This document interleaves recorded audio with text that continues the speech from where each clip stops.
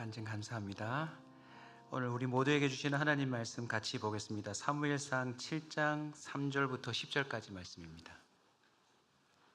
사무엘상 7장 3절부터 10절까지 말씀 제가 봉독해 드리겠습니다. 사무엘이 이스라엘 온 족속에게 말하여 이르되 만일 너희가 전심으로 여호와께 돌아오려거든 이방 신들과 아스타롯을 너희 중에서 제거하고 너희 마음을 여호와께로 향하여 그만을 섬기라. 그리하면 너희를 블레셋 사람의 손에서 건져내시리라. 이에 이스라엘 자손이 바알들과 아스타롯을 제거하고 여호와만 섬기니라. 사무엘이 이르되 온 이스라엘은 미스바로 모이라. 내가 너희를 위하여 여호와께 기도하리라 하매 그들이 미스바에 모여 물을 길어 여호와 앞에 붓고 그날 종일 금식하고 거기에서 이르되 우리가 여호와께 범죄하였나이다 하니라. 사무엘이 미스바에서 이스라엘 자손을 다스리니라. 이스라엘 자손이 미스바에 모였다 함을 블레셋 사람들이 듣고 그들의 방백들이 이스라엘을 치러 올라온지라.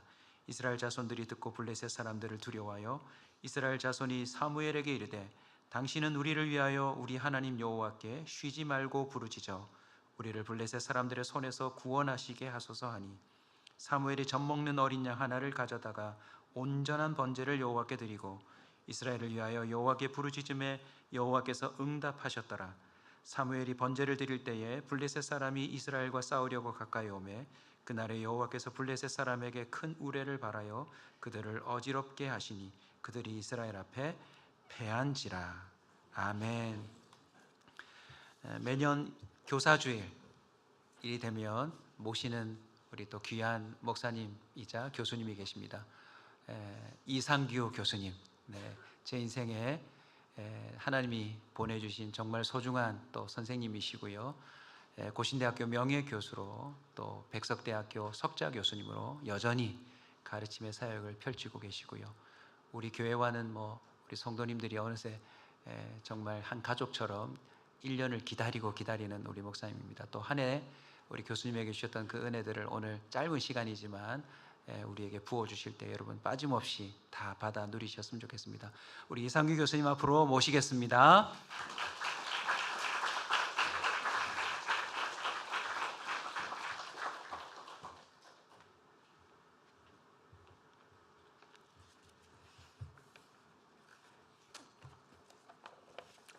감사합니다.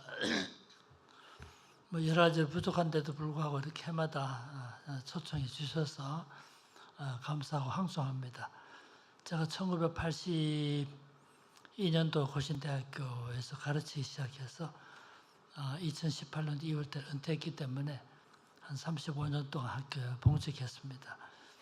제가 가르칠 때 초기에 우리 김 목사님 공부하셨기 때문에 사실은 제가 아무것도 잘 모를 때인데 큰 도움도 드리지 못하고 그런데도 불구하고 저 같은 사람을 선생으로 기억해 주시고 해마다 이렇게 불러주시니까 감사하고 또 송구합니다. 온사교회 올 때마다 느끼는 건데 참 우리 온사교회는 특별한 교회구나 하는 생각이 들었습니다. 여기저기서 기도하는 모임이 있고 또 우리 김 집사님 기도도 얼마나 꼭 적절하게 강구하시는지 감동이 되었습니다.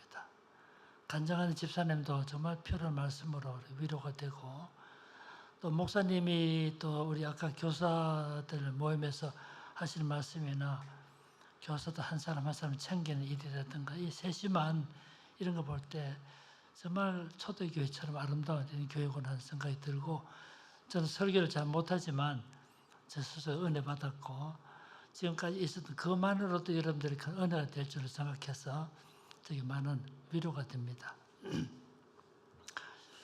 우리 알다시피 창세기란 책은 딱 두 가지입니다. 하나님이 천지를 창조했다는 사실, 하나님의 만물의 주인이라는 사실 한 가지 하고 하나님이 세상을 창조한 다음에 내몰라라고 뒷짐지고 계시지 않고 창조 세계에 오셔서 간섭하고 통치한다는 사실을 말하는 것이 우리 잘 아는 창세기라는 책입니다.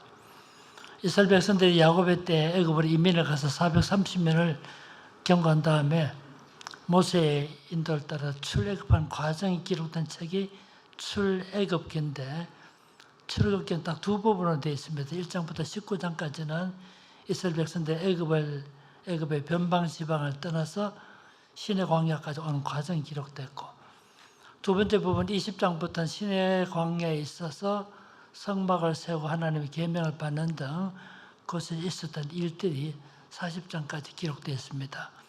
그래서 출애굽기의 중요한 가르침은 하나님의 인도. 출애굽기의 핵심적인 메시지가 뭐냐라고 묻는다면 한마디로 말하면 하나님의 인도. 그래서 출애굽기 보면 오른팔로 인도하시고, 인도는 말이 많이 나오는 이유가 그렇습니다. 구약시대 때 이스라엘 백성들을 애굽에서부터 가나안 땅으로 인도하셨던 것처럼 우리 시대도 하나님은 우리를 인도한다는 것이 출애굽기에 가르치는 중요한 가르침입니다. 이스라엘 백성들이 시내 광야까지 와서는 1년 동안 체류합니다. 1년 동안 체류할 때 하나님께로부터 받는 율법이 율례가 기록된 책이 레위기라는 책이죠. 레위기가 참 어려운 책이지만 따지고 보면 딱 두 가지입니다.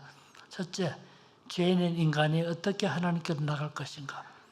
둘째, 하나님께로 나간 우리가 어떻게 하나님과 교제할 것인가를 말하는 것이 레위기의 중요한 내용입니다. 이스라엘 백성들이 시내 광야에서 1년을 체류한 다음에 다시 하나님께서 이스라엘 백성들을 인도하셔서 38년이 지난 다음에 모압 평지에 도착합니다. 이 38년의 역사가 기록된 책이 민수기라는 책입니다. 민수기란 말은 백성들의 수에 관한 기록이라는 뜻인데, 이스라엘 백성들이 시내 광야를 출발할 때 인구조사 한번 하고 38년 지난 다음에 모압 평지 와서 두 번째 인구조사, 두 차례 인구조사가 기록됐기 때문에 인구조사의 책, 즉 민수기라고 부르게 된 것입니다. 민수기가 가르친 총의 메시지는 약속을 믿는 믿음, 우리 눈앞에 어려운 일이 전개되고 인간의 힘으로 할 수 없는 큰 난제가 봉착한다 할지라도 하나님의 약속은 파괴되지 않는 약속임을 믿는 그 믿음이 얼마나 소중한 것인가 말하면서 약속을 믿는 믿음을 강조해 주는 책이 민수기라고 볼 수 있습니다. 이스라엘 백성들이 시내 광야를 출발해서 38년 지난 다음에 모압 평지에 도착했잖아요. 모압 평지는 요단강만 건넌 가나안 땅이니까 가나안 땅 접경지대인데 모압 평지 와서 마지막 2달 동안 체류합니다. 마지막 2달 동안 체류할 때 하나님께서 또다시 주신 말씀이 신명기라는 책입니다. 신명기란 말은 한문으로 신자가 하나님 할 때 신자가 아니고 거듭 신자, 아레엘 신자입니다. 두 번째 율법이라는 뜻입니다.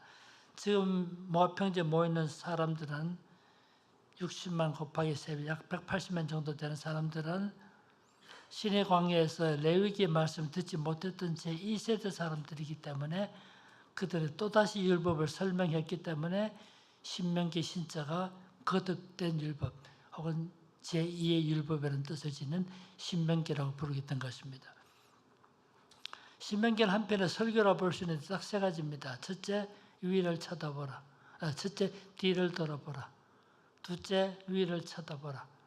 세 번째, 앞을 내다보라. 그런 신명기라는 책은 지난 세월 동안 하나님께서 자기 백성을 어떻게 인도했던가를 해석한 다음에 위로 하나님을 바라보게 하시고 다시 하나님의 말씀 듣게 만들어주고 이제는 가나안 땅에 들어갈 때 이렇게 사십시오라고 하는 미래적 전망을 말하는 것이 바로 신명기라는 책입니다.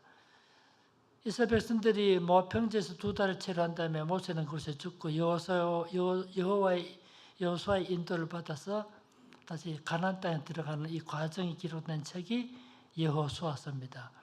이스라엘 백성들이 가나안 땅에 들어가서 그 땅을 정복하는 데 7년, 정복한 땅을 분배하는 18년, 25년의 역사가 기록된 책이 여호수아서라는 책입니다. 여호수아라는 책을 통해서 뭐를 보여줄까요?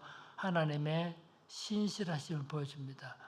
이스라엘 백성들이 가나안 땅을 주겠다 약속했는데 그 약속이 성취되는 이것을 통해서 하나님의 약속을 지키시는 하나님의 신실하심을 보여주는 책이 여호수아서는 책입니다.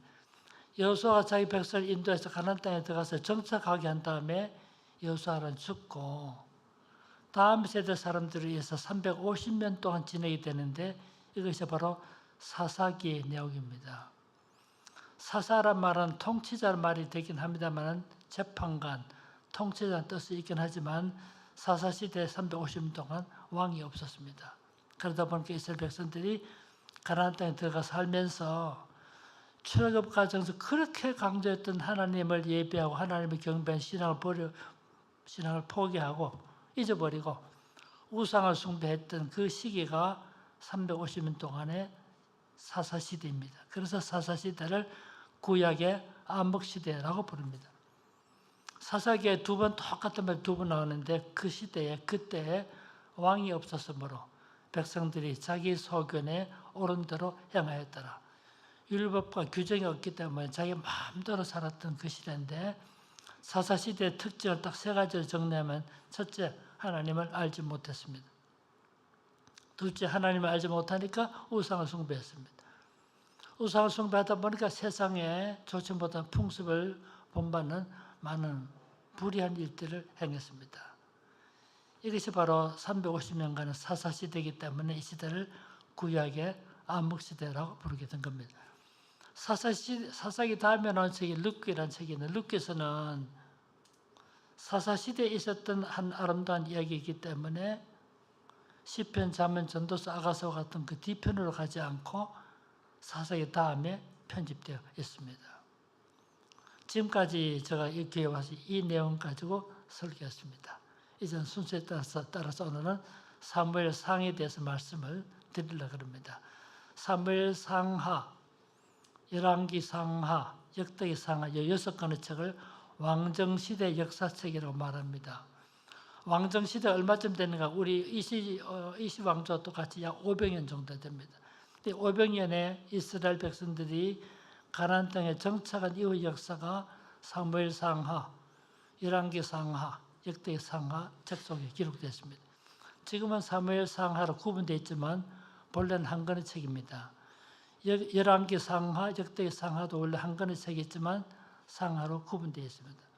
근데 오늘 우리 본문을 읽었습니다만 사무엘 상이라는 책은 사사기 마지막 시대 때 하나님께서 사무엘을 부르시고 사무엘을 통해서 나중에 사울 왕을 세우시고 사울 왕이 통치하고 사울 왕이 죽기까지 약 90년의 역사가 기록된 책이 사무엘 상이라는 책이에요. 그런데 사무엘의 부름을 받았을 때 어떤 상황이었을까요? 이것이 사무엘 상이라는 책의 배경이 됩니다. 이 시대의 특징을 제가 세 가지로 간추려 보면 첫째, 우상을 숭배했습니다. 이스라엘 백성들이 가나안 땅에 들어가 살 때 하나님만 경배하라고 그렇게 말했음에도 불구하고 자식들에게 하나님 사랑의 법도를 제대로 가르치지 않았습니다. 사사기 2장에 잘 설명되어 있지만 이스라엘 백성들 속에 어떻게 우상이 스며들고 이방신들 섬기게 됐을까요? 제일 중요한 이유는 자식들에게 다음 세대 사람들에게 하나님 사랑의 법도를 가르치지 않았기 때문에 여호수아가 죽은 다음에 이스라엘 백성들은 하나님이 누군지도 알지 못하고 하나님께서 행하신 일도 알지 못했다라고 사사기 2장 9절에서 말하고 있는 것입니다. 2장 6절 이하에서 말하고 있는 것입니다. 그래서 사사시대 말기 즉 사무엘이 지도자로 부름받았을 때 사무엘을 가르쳐서 마지막 사사이자 최초의 선지자로 말하는데 사무엘이 부름받았을 때 그 당시 상황을 첫 번째는 우상을 숭배했습니다. 바알을 섬겼습니다. 아세라를 섬겼습니다.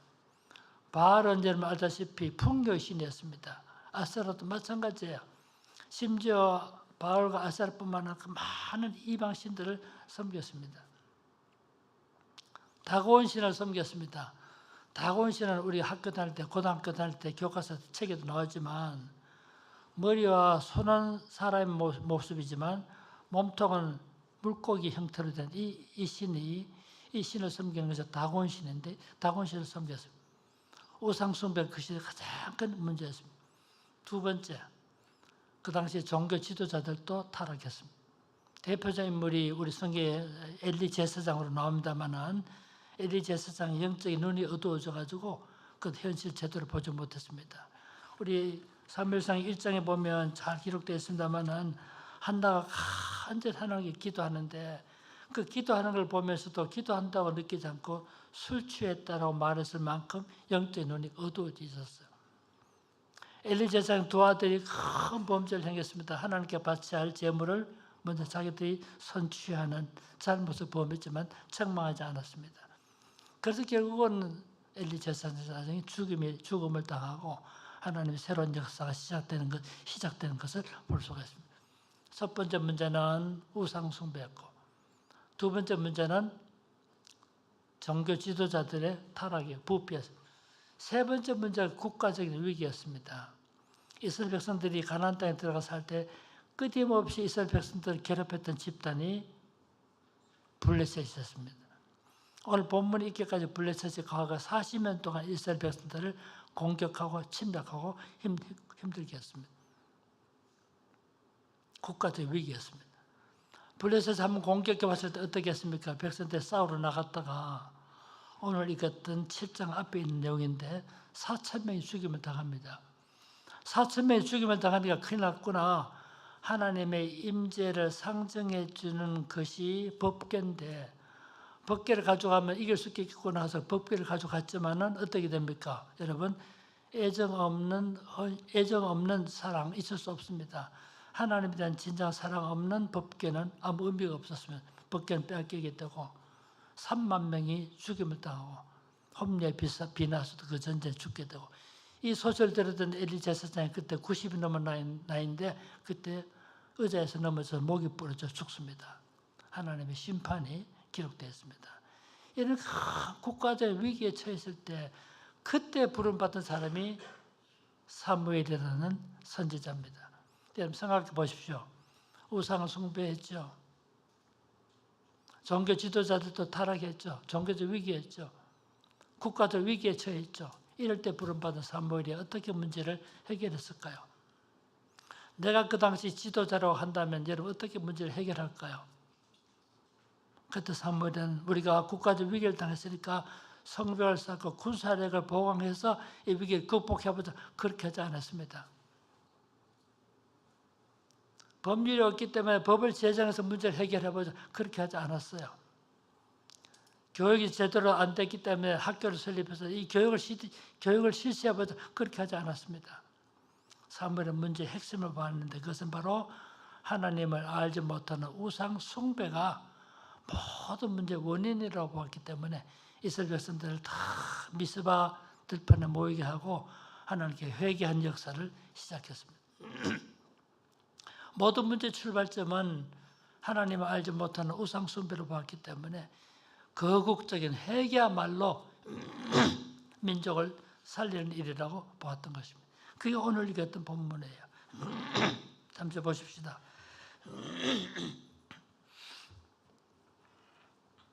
7장 3절을 보십시오. 사무엘이 이스라엘 온 족속에게 말하여 이르되 만일 너희가 전심으로 여호와께로 돌아오려거든 이방 신들과 아스타롯을 너희 중에서 제거하고 너희 마음을 여호와께로 향하여 그만을 섬기라.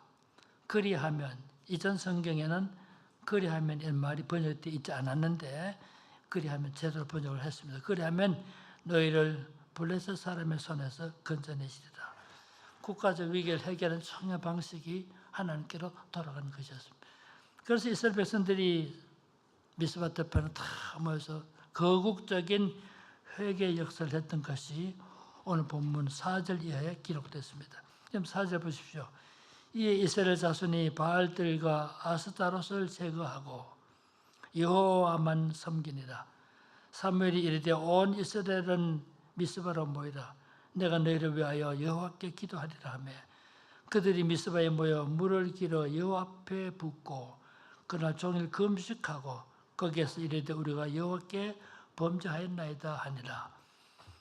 사무엘이 미스바에서 이스라엘 자손을 다스리니라. 이제 사무엘이 그런 상황에서 이스라엘 백성들 영적으로 지도했다는 뜻이 오늘 본문의 내용입니다. 문제의 출발점은 하나님께로 돌아가는 것이고 맑은 영혼으로 주님을 섬기는 것이 얼마나 소중한 것인가를 우리에게 보여주고 있습니다. 이와 같은 경험이 우리나라도 있었습니다. 여러분 알다시피 1907년에 1월 2일 날 평양에서 큰 부흥 집회가 열렸습니다. 그때는 부흥회라 부르지 않고 사경회, 사경에 사자는 조사한다, 연구한다는 뜻이고 경은 성경 말씀인데 성경 연구하는 모임이 1907년 1월 2일 날 모이게 되었습니다. 처음부터 성령의 역사가 나타나지 않았습니다. 알다시피 그때 사건을 우리는 평양 대부흥이라고 말합니다. 아이고. 1월 13일 저녁과 14일 날 그때 특히 그날이 특별히 중요한데 그날 저녁에 보통 1,500명이 모였는데 그날 밤이 깊어가니까 한 600명 정도 돌아가고 한 1,100명 정도 남아 있었어요. 그때 길선주 전도사가 회중 앞에서 자신의 죄를 고백했습니다. 내 친구가 죽기 전에 임종을 앞두고 내게 이렇게 말했습니다. 내 아내는 세상 물정을 모르니까 우리 재산을 자네에게 맡길 테니까 자네가 이 재산을 가지고 우리 식구들 돌봐주게 이 마지막 유언을 하고 친구가 죽었습니다. 그런데 나는 그 재산을 위탁받아가지고 그 중에 일부를 내가 사취하고 세월이 지났지만 오늘까지도 내 마음의 비밀로 간직하고 오늘까지 살아왔습니다. 그런 이 시간을 엄미하신 하나님 앞에서 나의 죄를 깨닫고 내가 친구의 돈을 사취했던 것을 회개합니다. 죄를 회개했습니다. 그때 평양 장대교회 이름은 전도사였지만 실제는 목회자였고 그레함 리라는 선교사가 형식적인 담임 목사였지만 길선주 전도사는 그게 담임 목사였습니다. 담임 목사로서 담임 전도사 그렇게 말하기 어렵지만 자기 죄를 고백했을 때 이것이 시발점이 돼서 평양 거리를 회개의 물길로 파도치게 만들었던 평양 대부흥의 시작이 된 것입니다. 한 사람 회개가 큰 역사를 가져왔고 엄청난 변화를 가져왔습니다. 길선주 전도사 회개하고 나니까 많은 사람들이 한 목소리로 회개하기 시작했는데 이게 한국교회 통성기도의 시작이 되었고 그때 목격자의 증언에 하면 그때 회개 소리는 바다의 파도 소리 같이 컸다고 그럽니다. 이렇게 한참 죄를 회개하고 있을 때 한 여인이 앞으로 걸어 나왔습니다. 그 누구도 그 여인들 앞으로 나가서 자신의 죄를 고백하라고 요구하지 않았습니다. 여자 앞으로 걸어 나와서 머리를 숙인 채 자신의 죄를 고백하기 시작했습니다. 지금부터 12년 전의 일입니다. 청일전쟁의 막바지에 달했을 때 일본 순사가 나를 죽이겠다고 총검을 가지고 착각한 채로 나를 추적해 오기 시작했습니다. 나는 멀리 도망치고 싶었지만 도망칠 수가 없었습니다. 왜냐하면 내가 내 등에 어린 아이를 업고 있었는데 난 더 이상 도망칠 수 없었습니다. 나의 죽음이 임박해와서 나도 모르게 나라도 살아야 되겠다는 생각이 들어서 업고 있는 어린 아이를 지나가다 커다란 느티나무에 머리를 부딪혀 죽게 했습니다. 그리고 숲속에 던져버렸습니다. 그로부터 도망갔고 지난 12년 동안 친정 식구도 모르고 시집 식구도 모르는 내 마음속에 은밀한 비밀로 남아있습니다. 그러나 지금 나는 엄미하신 하나님 앞에서 내 비밀의 창고의 문을 열고 내 가슴속에 숨겨졌던 살인의 죄를 고백합니다. 상상하지도 못했던 죄를 고백하기 시작했습니다. 이렇게 하는 많은 성도들이 이 소리를 들으면서 우리는 사실은 저것과 비슷한 죄를 짓고 저런 죄를 짓고도 회개하지 않았는데 라고 하면서 많은 사람들이 회개하기 시작했습니다. 이게 평양을 부흥의 물길로 파도치게 만들었던 위대한 부흥운동이 시작이 되었고 이것이 6개월 동안 우리나라 전역을 퍼져나왔고 나중에는 만주 땅으로 중국으로 확산되면서 부흥을 일으켰던 평양 대부흥의 시작이었습니다. 평양 경찰서에서 들어보니까 많은 미제 사건이 있었는데 지금 예배당에 가면 스스로 죄를 고백하니까 조사할 필요도 없고 수사할 필요도 없다고 해서 경찰이 뒤에 와 있었습니다. 순사들이 뒤에 와 있었음에도 불구하고 아무런 개의치 않고 수많은 사람들이 자신의 죄를 고백하는 이것이 오늘 우리가 말하는 대부흥이라고 불리는 위대한 부흥의 시작이 된 거예요. 교회 역사를 살펴보면 위대한 부흥의 배경에는 진정한 영적인 회개가 있었던 사실을 보여주고 있습니다. 1859년 웨일즈에 큰 부흥이 있었습니다. 웨일즈에서 수요일 날 예배를 드렸는데 예배를 마치 마지막 주기도문으로 예배를 피하게 됐을 때 우리 죄를 사하여 주옵시고라는 그 부분을 봤을 때 한 여인이 내가 죄를 회개하지도 않았는데 어떻게 우리 죄를 사하여 주옵소서라고 기도할 수 있겠는가 하는 생각이 들었어요. 이 여자가 자기도 모르게 큰 소리로 자신의 죄를 고백하기 시작했습니다. 옆에 있던 사람들 주기도문을 하고 마치려고 그러는데 옆에 한 여성이 죄를 회개한 소리를 듣고 사실 나도 저와 같은 죄를 지는데 하면서 그 남자도 그 옆에 있는 사람도 죄를 회개하기 시작했습니다. 이 회개가 옆으로 확산되어 가서 이것이 결국은 1859년 위대한 부흥의 시작이 된 거예요. 그로부터 100년이 지난 1959년도 유명한 성경 주석가였던 캠페 모건이 자기 친구 한 사람 같이 100주년이 웨일즈 부흥 100주년을 기념하는 모임으로 그 교회로 가고 싶어서 자기 친구와 같이 기차를 타고 DF역에 내렸습니다. DF역에 내려가지고 부흥에 있었던 그 첫 교회를 찾아갔는데 길을 몰라가지고 옆에 있는 경찰에 물었습니다. 지금 우리가 100년 전에 웨일즈에 큰 부흥이 시작된 그 시초 교회를 찾아가는데 경찰이 물었습니다. 이 길로 가야 됩니까? 이 길로 가야 됩니까? 경찰이 이렇게 대답합니다. 바로 그 부흥이 있었던 건 바로 여기입니다. 자기 가슴을 가리키면서 바로 여기입니다. 라고 말했습니다. 무슨 뜻일까요? 한 사회의 큰 변화, 영적인 변화는 한 사람의 상한 심령으로부터 출발한다는 사실을 그런 식으로 말했던 것입니다. 캠벨 모건슨 책에 보면 바로 이 이야기를 기록하고 있습니다. 여러분 알다시피 1950년 6.25 동란이 일어났죠. 왜 전쟁이 일어났을까요? 6월 25일 전쟁이 일어났지만 불과 3개월 만에 우리나라 전체가 거의 부산 경남에 일어날 재원 다 인민군들 다 돌아왔습니다. 여수에까지 이미 인민군들 돌아왔습니다. 여수 애양원에 장로님이 손장한 목사님 보고 목사님 인민군에 들어왔기 때문에 목사님 저 위험합니다. 목사님 피하는 것이 좋겠습니다. 손장 목사 말했습니다. 난 피할 수 없습니다.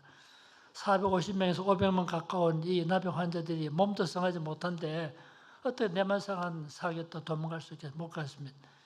그래도 여러분 인민군들은 목사가 제일 먼저 타격이 되니까 목사님 죽습니다. 목사님 살아 계셔야 됩니다. 하도 권해서 할 수 없이 목사님을 모시고 여수 바닷가로 갔습니다. 그때 피하는 길은 여수에서 배를 타고 부산으로 오는 거죠. 배를 태웠어요. 손장 목사 배를 탔습니다. 타가지고 생각해 보니까 안 되겠구나. 500명 가까운 나병 환자들 뒤로 두고 내만 살겠다 도망갈 수 없다. 그래서 다시 내렸습니다. 목사 왜 이럽니까? 내만 갈 수 없습니다. 그때 손 목사님 했던 유명한 말이 있습니다. 그 말이 무슨 말이냐면 이 세상에 피난처가 어디 있는가? 우리의 피난처는 오직 그리스도의 품뿐이다. 그때 유명한 말 한 거예요. 근데 그 중요한 문제 그때 손 목사님 잡혔을 때 결국은 내리지 않았기 때문에 결국은 손 목사님이 교회로 돌아갔고 하도 성도의 권해 그 당시 나병 환자들이 장롱을 만들었어요. 장롱대에 좀 피해 주십시오. 장롱대에 숨어 있었는데 이양원교회 성도들 중에도 인민군과 내통하는 사람이 있었어요. 그래서 손 목사님 체포됐죠. 체포된 날이 1950년 9월 13일입니다. 그날 수요일 날이었어요. 수요일 날 설교하기 위해서 목사님 설교 온 걸 다 써놨죠. 여러분 손장한 목사 설교 200편 정도 남아있는데 마지막 설교 원고는 썼지만 설교되지 않은 설교 원고가 남아있어요. 그 원고를 제가 가지고 있습니다. 원본을 갖고 있는 것은 아니고 설교문을 갖고 있어요. 설교 제목이 뭐냐면 화의 원인이라는 설교예요. 왜 6.25 전쟁이 일어났는가? 그것을 말하면서 화의 원인이라는 제목의 설교문이에요. 설교문 내용이 뭘까요? 하나님께서 우리에게 해방을 주셨고 하나님 기뻐하는 좋은 교회를 세우라고 이렇게 해방을 주셨는데도 불구하고 한국교회 회개하지 않고 싸우고 분열하고 분파를 만들고 회개하지 않는 이것이 결국은 전쟁을 가져오게 됐던 원인이라는 점을 말하고 있는 설교가 화의 원인은 설교예요. 2주 동안 손장모사 끌어다니다가 1950년 9월 27일 날이죠. 27일 날 여수에서 순천으로 가는 그 당시 과수원이 지금 아파트 다 들어섰는데 거기서 피살됐습니다. 인천 상륙 작전을 성공하고 나니까 인민군들이 급하지 않습니까? 인천 상륙작전에 성공하는 뒤에 허리 잘리니까 도관에서 지가 된 거죠. 복음로 다 끊겨야 되죠. 그러니까 빨리 도망가려고 손양 목사 등을 한 17명 정도 끌고 다녔습니다. 마치 물고기를 그 새끼줄 엮어서 끌고 다니다가 안 되겠다 싶어 총살한 거예요. 근데 그 17명의 피살된 사람 중 한 사람 청년이 있었습니다. 그다가 17살인데 17살 청년은 너무 겁이 나고 두려워가지고 총도 쏘기 전에 쓰러졌습니다. 근데 인민군도 급하니까 총을 쏘는데 요즘 같으면 확인 사살도 할 텐데 하도 급하니까 총 쏘고 도망갔습니다. 근데 17살짜리는 살아남았어요. 이 살아남은 이 청년 때문에 그때 마지막 상황이 우리에게 알려지게 된 거예요. 오늘 그걸 말하는 것은 목적이 아닙니다만은 손 목사님 남기신 마지막 설교는 회개가 생명의 길이고 회개가 살 길이라고 설명한 겁니다. 우리 민족이 큰 화를 당한 것도 하나님께서 이렇게 복을 주시고 해방의 기쁨을 주셨음에도 불구하고 회개하지 않았던 죄를 책망하는 내용이 바로 그 본문이었던 것입니다. 손 목사님 죽은 다음에 세상 떠나신 다음에 시신이 발견됐습니다. 시신 발견되다 보니까 이 종아리 밑에 종아리 밑에 그 다리에 커서 흉터가 상처가 나 있었어. 무슨 말이냐면 총을 맞았을 때는 살아 있었어요.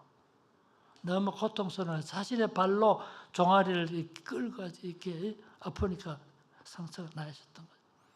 손 목사님 죽음이 어땠든가 말하는 것이 목적이 아니고 그분이 남긴 마지막 설교가 회개에 관한 설교였습니다. 이스라엘 백성들이 하나님께 인도를 받아서 가나안 땅을 차지하였고 가나안 땅에 들어갔을 때 그렇게 하나님 사랑의 법도 가르치고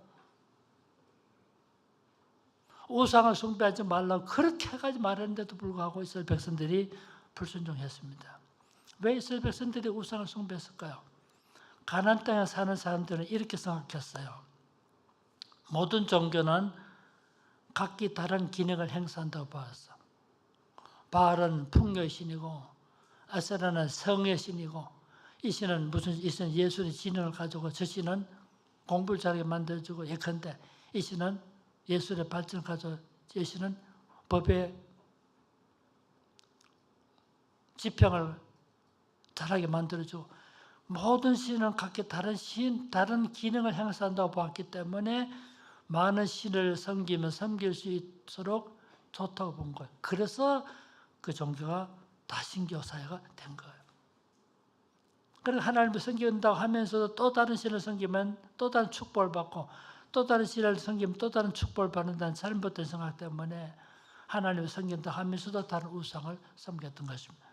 그러다 보니까 사실은 하나님은 상실해버리고 우상 숭배하는 그런 사회가 되었던 것이죠. 그런 시대 때 사무엘이 어떻게 말합니까? 다 모든 우상을 다 제하해버리고 하나님하고 온전히 섬길 때 민족에 소망이 있다는 것을 보여줍니다. 우리 시간이 다 됐습니다마는 이스라엘 백성들이 미스바 들판에 모여서 다 온전히 기도했을 때 다시 블레셋이 공격합니다. 여러분 아시겠지만 미스바라는 들판은 이런 그대로 그 어떤 것으로도 보호받을 수 있는 자기를 숨길 수 있는 건물이나 나무 아무든 빈 들판입니다. 블레셋이 공격하면 다 죽을 수밖에 없는 상황이었어요. 그런데 하나님께서 우박을 내리시고 블레셋 사람 다 막아주시고 또 우리의 전쟁에 승리하게 하셨던 것입니다. 여러분 내가 무언가 피하고 어떤 것을 의지하고 성벽을 의지하고 어떤 은폐물을 의지하겠다 이 생각을 성벽의식 영어로는 포트러스 멘탈리티를 그럽니다. 우리는 그것이 우리를 보호해줄 수 있는 방패막이가 될 수 없다는 사실을 보여줍니다. 우리가 의지할 분은 오직 하나님뿐이라는 사실을 보여줍니다. 이것을 우리는 필그림 멘탈리티를 그러면서 순례자 의식이라고 부릅니다. 이 땅에서 아무 것으로도 보호받을 수 없는 환경 같지만 하나님만이 우리들의 피난처는 사실을 보여주고 있는 것입니다. 우리들이 어떤 문제에 봉착할 때, 어려운 일에 봉착했을 때 우리가 할 수 있는 가장 중요한 일은 하나님께로 돌아가는 것입니다. 지금까지도 그렇게 사셨지만 앞으로 이 땅에 사는 날까지 늘 주님 안에서 믿음 안에서 주님 의지하고 살아가시는 우리 모든 성도가 되시기를 주님의 이름으로 축원합니다. 기도합시다. 사랑과 은혜가 충만하신 아버지 하나님, 지난 세월도 주님 의지하고 믿음으로 살았습니다만 앞으로도 변함없이 맑은 영혼으로 살게 하시고 정결한 영혼으로 살게 하시고 주님을 앙마하는 삶을 사는 우리 모든 성도들 되게 해 주시옵소서. 예수님의 이름으로 기도하옵니다.